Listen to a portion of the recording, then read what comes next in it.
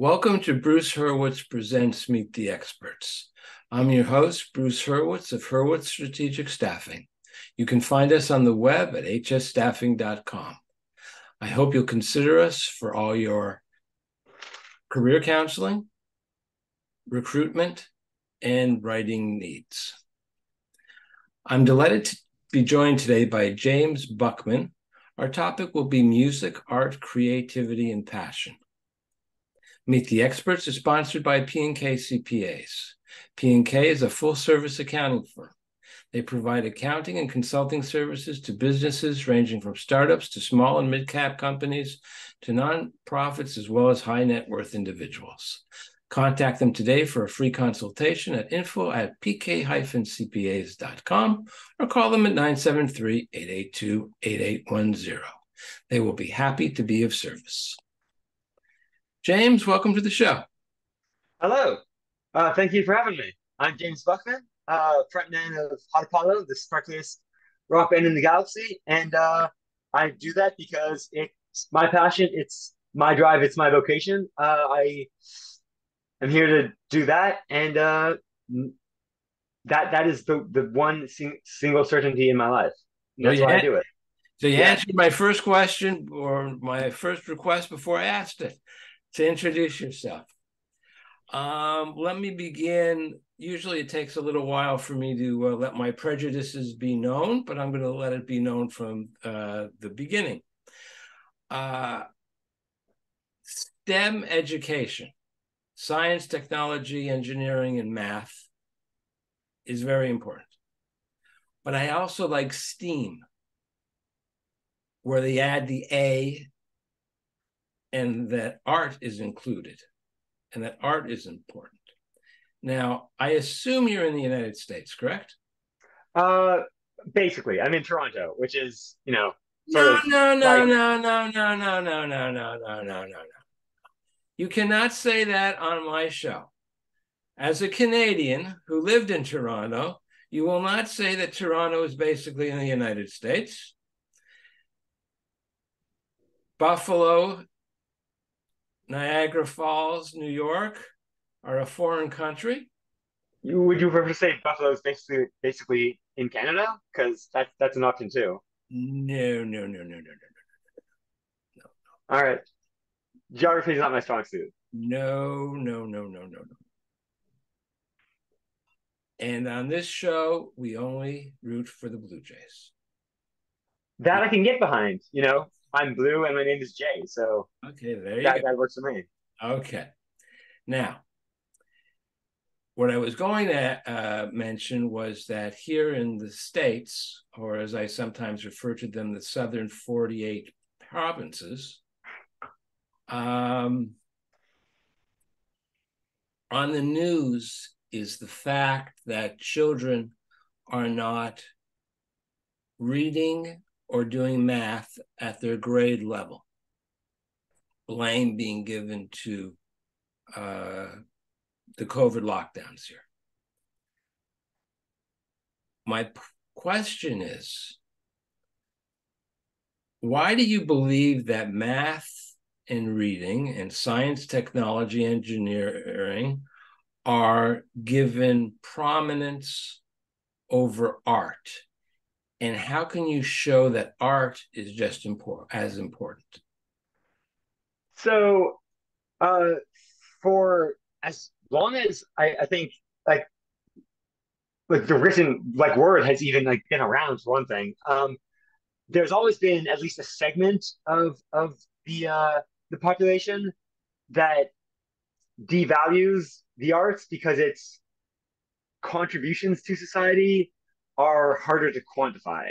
And I think part of the like human brain just instinctively has a sort of fetish for it like the empirical, the quantifiable, the easily parsable.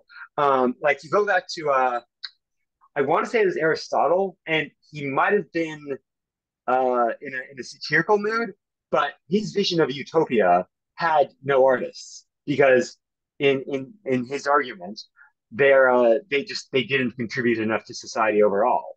Um, but I think it's fairly easy to show the foibles of that position. Um, so much, engineering, science, and all of this. I have no affinity for them, but I have boundless admiration for them. They are what build the frameworks that allow so many people to live as they do. But I think for like I would assume the vast majority of people, uh, art is what you live for. Science enables you to, live in a way that works for you, but art is what you're living for. Art is what's filling the life that science has built, you know? Um, but of course, like it's much easier to quantify. This engineer like helped design all these buildings for people to live in. It's much easier to it's much harder to measure uh, the contribution to one's spiritual or emotional well-being that uh, is offered by the paintings or music or books within those buildings. So I would say that's why that's at least in my estimation probably a big part of why art is not looked upon as favorably. Furthermore, it's also hard. Well, I mean, right now everything's hard, but like historically, it's harder to make a living as an artist, and parents want their kids to have steady jobs, and art often isn't that in the way that science and medicine are, for instance. One of the things that I find fascinating is that Da Vinci used mathematics supposedly in his art. There are articles and chapters of books on how the Mona Lisa is diametrically balanced. And that's a good example, I think, of the joining together of art and math. And something that happened to me, I took a 5-year-old friend, little boy. He wanted to go, and it was late, and we didn't think he would stay up, but he stayed up for the entire performance of the Israel Philharmonic. And everyone who was sitting beside me was shocked that he wasn't asleep after 10 minutes. But he was sitting there on my lap, eyes wide open, mouth wide open. And at the end, one of the, I don't remember if it was a man or a woman, but one of the individuals that I was sitting beside asked him what if he enjoyed it. And he said, yeah, it was very pretty. And they asked him why, and he said, it's mathematical. There's a balance. Now, this was a 5-year-old, which scared the living daylights out of all of us. The question was immediately, how old is his child? So there's math in art, there's math in music.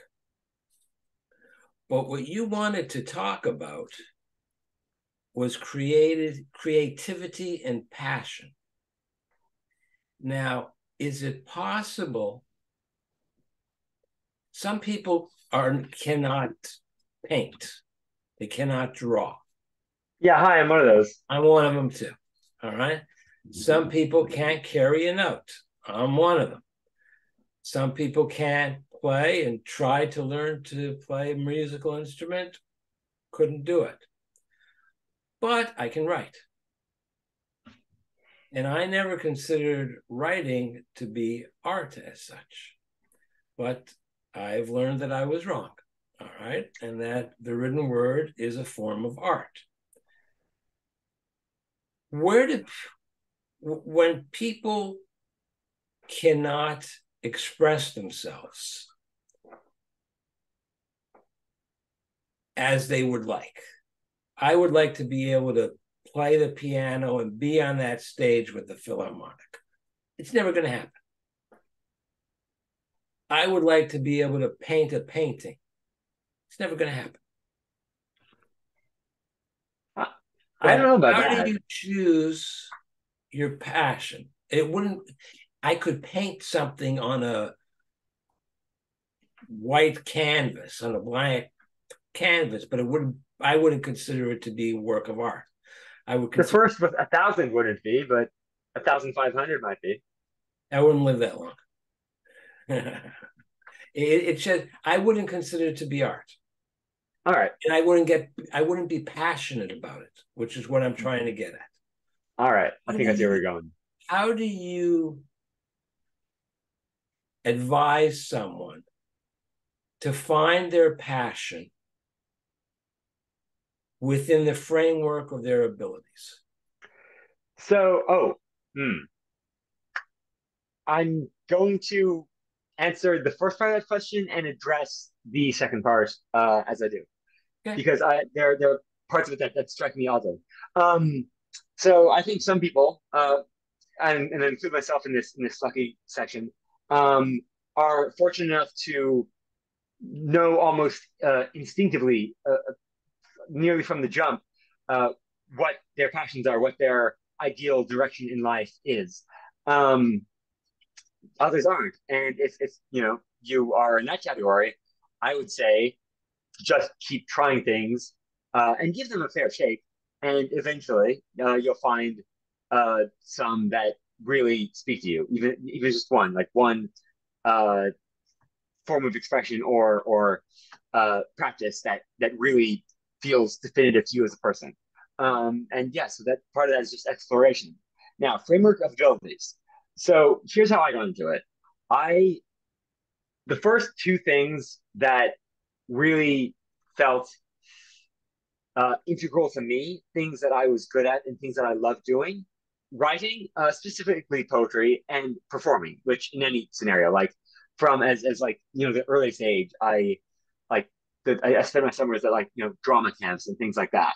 Just being on stage, performing whatever way I could. And when I wasn't there, I was doing stupid stuff like jumping up and on my desk in the middle of class to break into a song because I was restless. Not defending that, but that was a sort of uh, way of getting that energy out when I didn't have any more productive outlets at the time.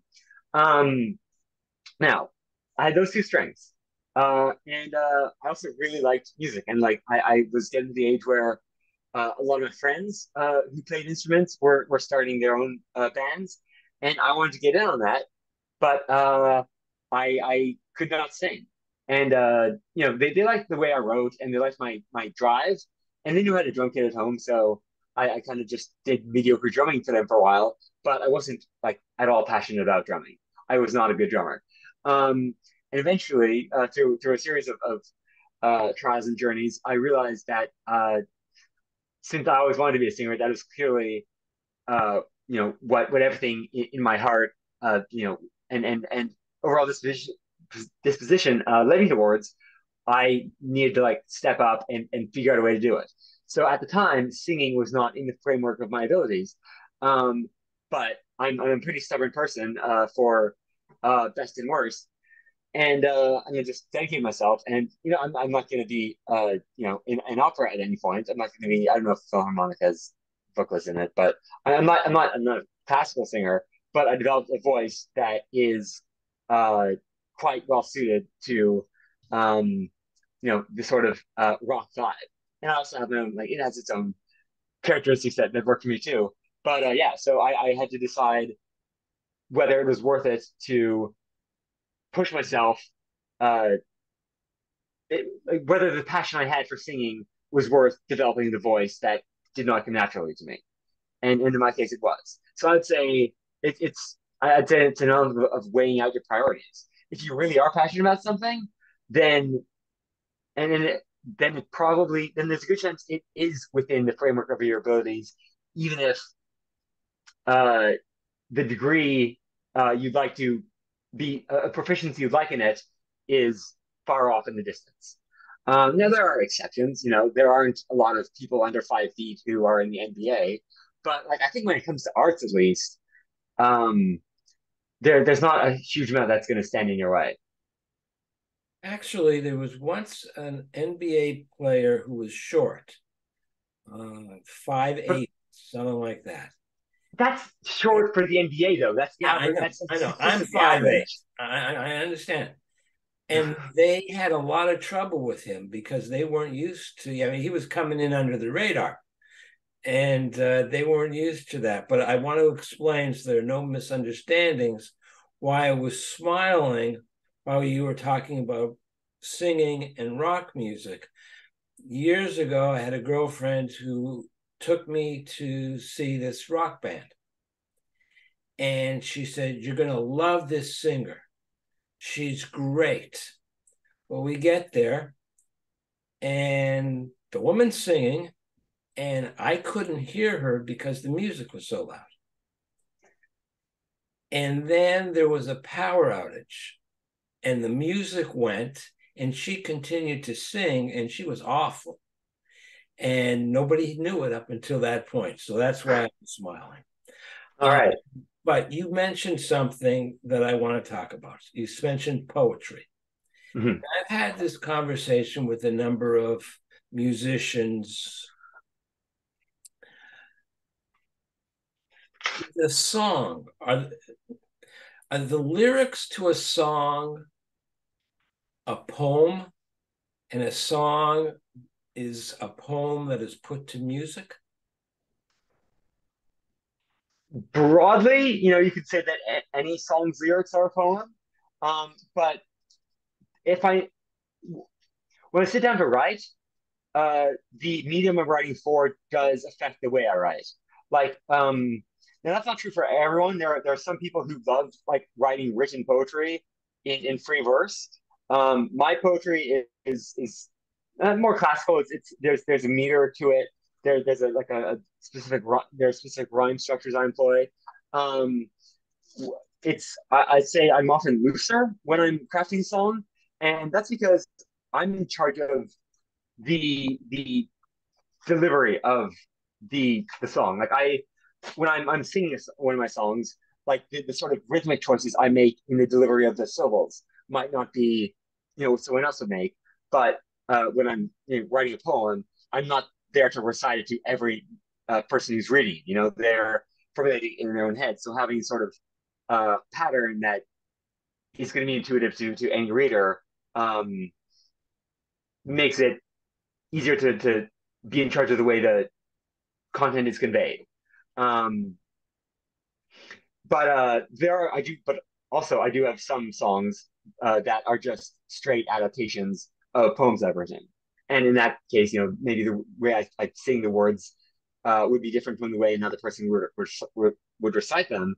But yeah, so I'd say the like definitionally, uh, it's blurry, but in my specific approach, there tends to be a difference in it in the craft.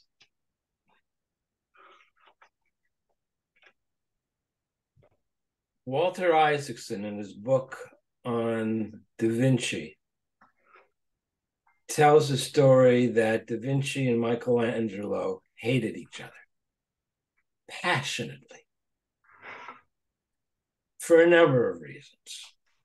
But the one that I like the most, and I think that this would destroy any relationship, is that Da Vinci said that sculpting is not art.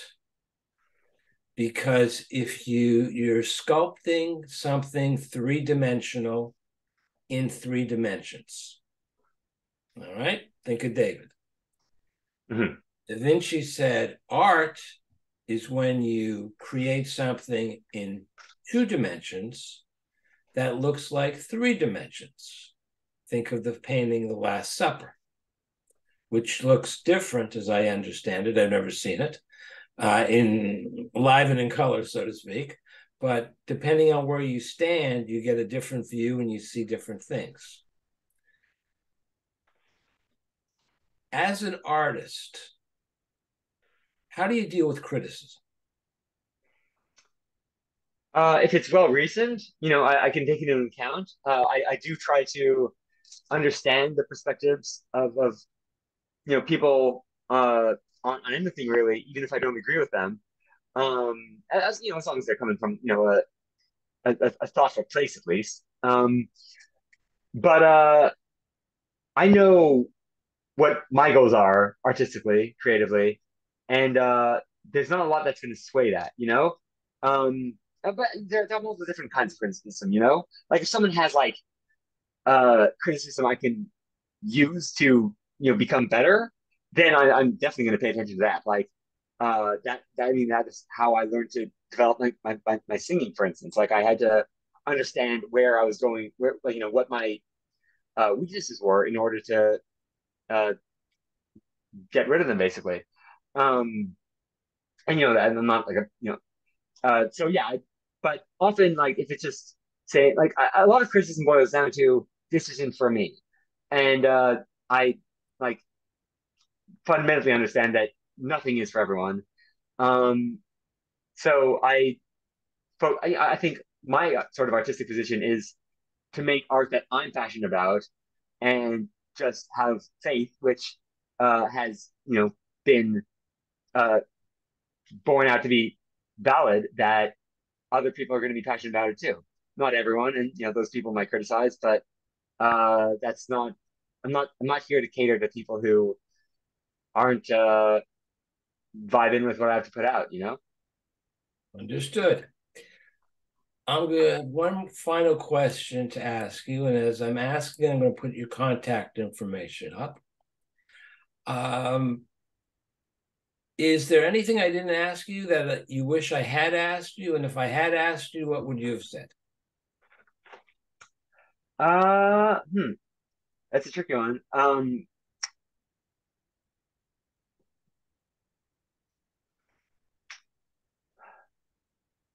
kind of. Can I? What maybe what my favorite song I've written was? Sure. Um, and I can say that it's hard to choose, but I would say the song that serves as like the best primer to the some of the like various facets of my band Hot Apollo's sound is a song called Baby Lord, and it is one that's based explicitly on one of my poems.